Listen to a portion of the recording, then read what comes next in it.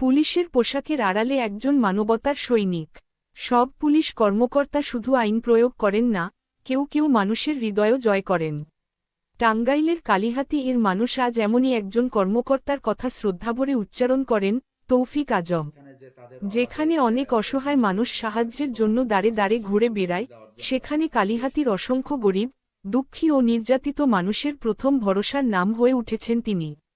তার অফিসের দরজা শুধু অভিযোগ গ্রহণের জন্য নয়, মানবতার আবেদন শোনার জন্যও উন্মুক্ত। ক্ষমতার চেয়ারে বসে অনেকেই দূরে সরে যান মানুষের কাছ থেকে, কিন্তু ওসি তৌফিক আজম বেছে নিয়েছেন ভিন্ন পথ।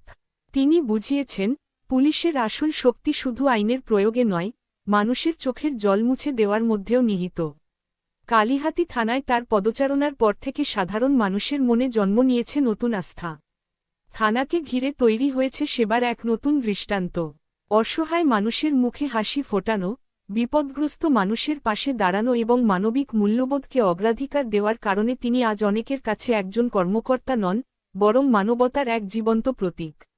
ইতিহাস মনে রাখে তাদের, যারা ক্ষমতা দিয়ে নয়, ভালোবাসা দিয়ে মানুষের হৃদয় জয় করেন।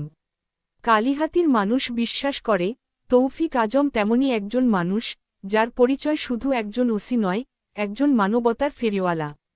মানুষ পদবি মনে রাখে না, মনে রাখে কর্ম। আর সেই কর্মের কারণেই আজ কালিহাতীর অলিগলি থেকে শুরু করে সামাজিক যোগাযোগ মাধ্যম পর্যন্ত উচ্চারিত হচ্ছে একটি নাম, তৌফিক আজম। মানবতার জন্য যারা কাজ করেন, তাদের গল্প ছড়িয়ে পড়ুক মানুষের হৃদয় থেকে হৃদয়।